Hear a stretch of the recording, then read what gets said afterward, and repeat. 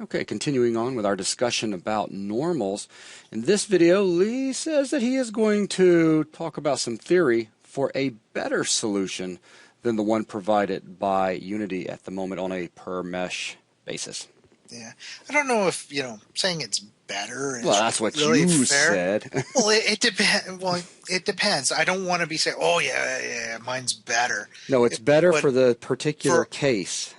for this, this problem, this solution that we're going to come up with is going to be faster in the end, hmm which means better in my book. hmm Now, as we saw with the fact that Unity not being able to calculate our normals because it has no knowledge of a mesh being joined up to it, unless I were to combine multiple meshes together, hmm and that has its own set of problems. hmm We could, or we are going to calculate our own normals. Now, we could do it similar to the way Unity does, which is take each one of these vertexes, because if I were to shift select, we do have a way of knowing where each of these vertexes or vertices are in 3D space at any given time.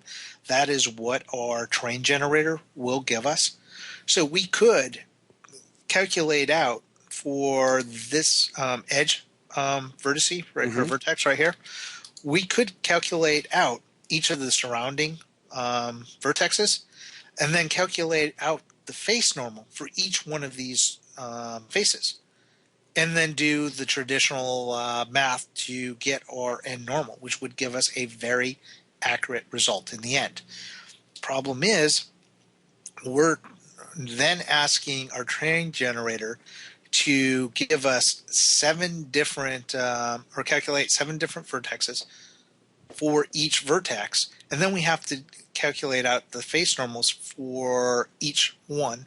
So that's three different calculations that it has to do for each face, and then that gets into cross products and all kinds of really nasty math, which compounds and gets very slow, on top of the already slow procedural train generation.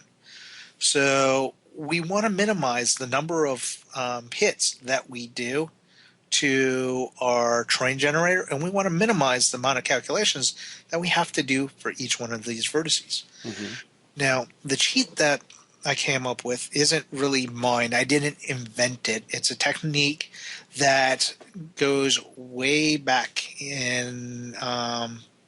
way back when people started using height maps for generating their trains.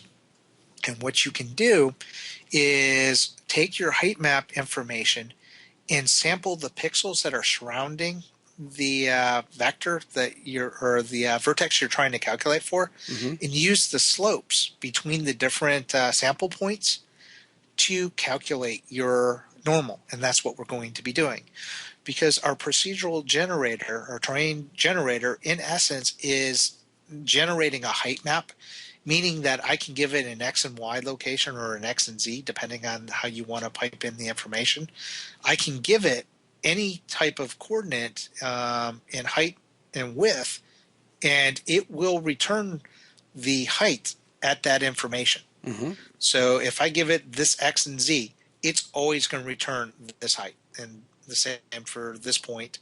And in essence, if I wanted to go to a point directly above our vertex and directly below it and pipe in those X and Z's, I will get the height at that point. So I don't have to or ask for all six of these surrounding pieces of information. I can get away with just asking four. hmm And then I can calculate the slope left to right and top to bottom and use that to generate my normal. So that will give us a very easy and fast way of calculating out our normals without doing all of the sampling and then all of the math involved to calculate what a face vertex is, or the face normal would be, and Right. then take the calculations of all those face normals and figure out what this vertex is. We can do it simply with what did it end up being? Give me a sec to switch over to my code. We can end up calculating our normals by doing four lookups and two subtractions and creating a vector. Not bad. normalizing it, and passing it all out. So in the next video, when we get back to calculating our normal, it's going to be a fairly short video. There's only going to be one method, and it looks like about 8 lines of code. Awesome. That sounds So, fantastic. Okay, so that's going to wrap up the theory for a better solution. Again, a better solution for our particular case. And we'll see you guys in the next video. Thanks a lot.